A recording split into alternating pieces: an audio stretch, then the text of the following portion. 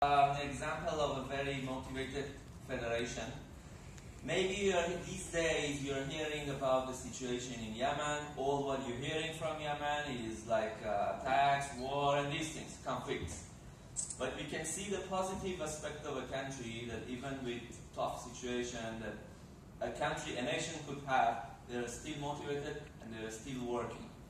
And the good thing, it was not actually a bother, I'm just speaking on behalf of Sunil, it was not actually a bother for him and for us to see that the nation is just trying, pushing us, is in touch with us with all the trouble, difficulties, is trying to come and attend the workshop. So thank you very much for coming.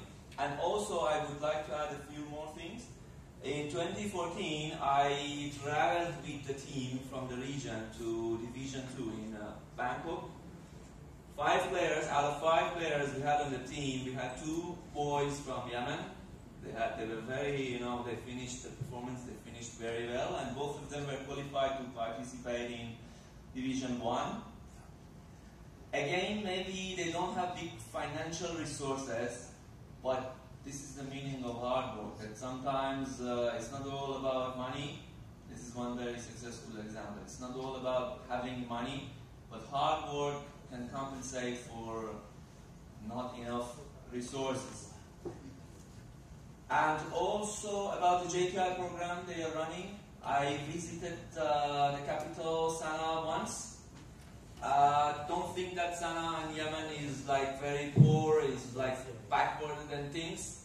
First thing I just found over there, very nice, very lovely people, simple but very lovely people over there. And also very beautiful places, so hopefully in the future if things come down, just consider Yemen as one of the places that you can visit and enjoy, especially the people. Thank you very much.